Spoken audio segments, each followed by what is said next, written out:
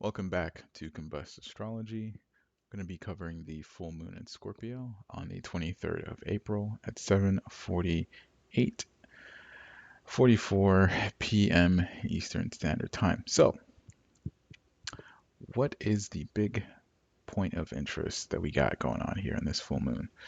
Full moon is in opposition to Taurus Sun and also squaring the Pluto. So we got some pretty interesting T-square. When I look at this transit, it's the same themes that we've kind of had before, but I like this full moon. This is a good release of what's been happening because the last time we've had this, it was in 2021, like the fall of 2021, and so that's been a cycle that's finally getting to close, and I really I really think the moon in itself here is a metaphor. Most of everything else that's happening in the chart is what I like to see is more important here. And let's touch up on that. So moon at the fourth degree, sorry, and the sun at the fourth degree.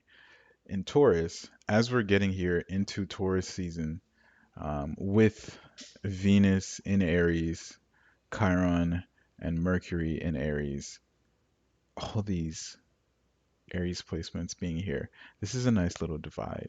So we have me,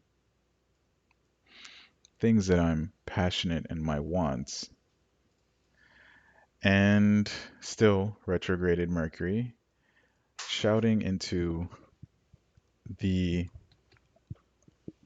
I wouldn't say oblivion, but let's just say shouting about those desires and wants that I have, right? The moon is, in essence, kind of trying to close this whole chapter, especially after the eclipse, and saying, do we have it right this time? Because with the Mercury that is retrograded right now, we're going to be moving towards like the final stretch, honestly, of this whole Aries Mercury retrograde. So it's like, are you sure? Are you sure you're sure? It's kind of like that sort of energy. And are you sure you're sure? Because we're locking this in for the next several years. Um, with all of the full moon, new moon videos, the eclipse, the conjunctions, everything that's been happening, it's been like a very, very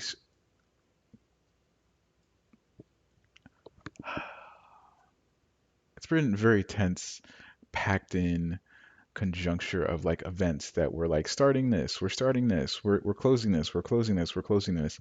And it's all cycles within itself that you open and then you're closing together. And this is one of those closing to continue forward.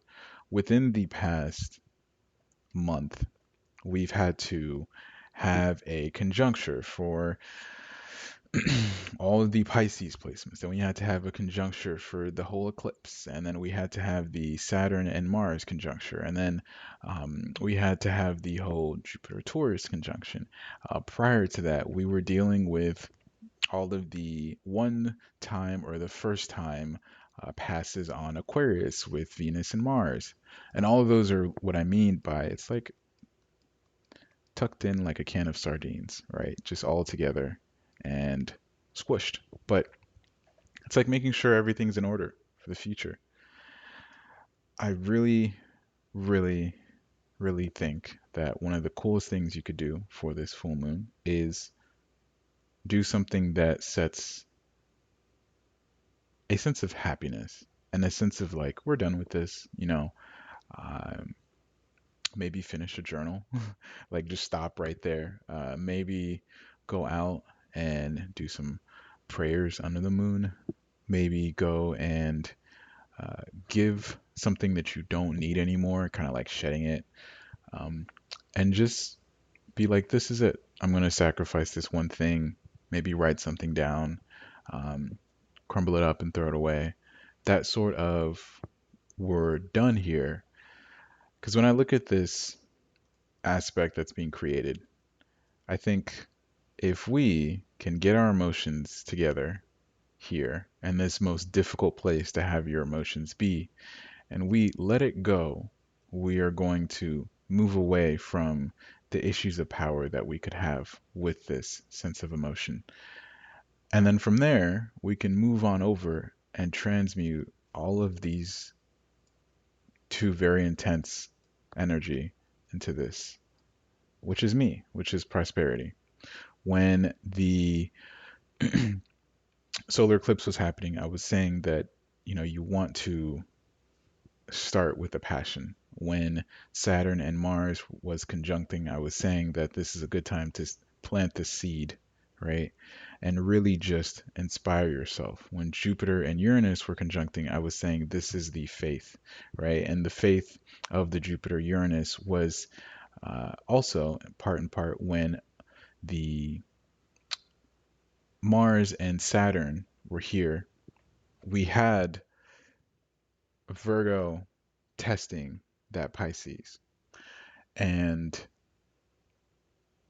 to now be where you are now, this is like it. We're like, this is being past the door and closing the door. And like, we're done. For the rest of the year, things should get a lot less um, chaotic and sense of the whole world. But you get to, in a way, zoom back into yourself for the rest of the year. Like with all of these portals or like gates or whatever you might want to call it, everything was opened up, right? So all of society, right, especially when Pluto over here started moving in, we just kind of like rippled. And now with the end of this moon to me, I'm like, okay, cool. You now get to concentrate a lot more on what it is that you need for the rest of that year. As all of the transits that change, like Jupiter, um, when Mars goes into its retrogrades later on in the year, all of those will be points in time where you get to reassess yourself. When Pluto goes retrograde back into Capricorn for the last time, it's like a little checkpoint. But for the most part, you're well on your way to this adventure. So climbing that mountain is the best time to take out the little things that you really don't need. And that's how I look at this moon. It's on the rising. So with this being you, it's like a sense of cathartic release, post cathartic release. Because for the most part, you should have had that here with the Aries um, eclipse. You should have really just let that loose. I'm sure a lot of people around you were letting that loose and having to deal with all that, but you should have really kind of let that go. So now with this, you get to sit back and say, okay, maybe go out and just treat yourself. Because it doesn't have to be all doom and gloom because it's Moon in Scorpio, but you're going to be feeling intense about things, and a little R&R, little me time would do you well, right? Whatever it might be, spoil yourself so that you can move forward from this. Another aspect here that I really do like, I won't touch upon this too much, is the Mars and Neptune here. Not exactly uh, that important here, other than the fact that I like the sextile to Jupiter Uranus. So that adds to the idea about just having faith because why not? Like, why not you? Right? The MC is in Leo. Why not you? Why not make this let go period a new way to just say, okay, like whatever it could be, whether it's like you felt a certain type of way about something that you've been holding it onto yourself because this is Scorpio on the rising, going from that scorpion to the eagle to the phoenix, it could be you. And then in doing that, you get to meet people who will give back, right, onto you. So that's really it. I don't think that this moon has to be anything much more than that. It doesn't have to be scary. It's just a sense of, hey, we're we've got the bags packed. We're going on this adventure, and now it's just a matter of making sure you didn't forget the extra little stuff and double checking for the stuff that you don't actually need. So yeah, take care and see you guys another time.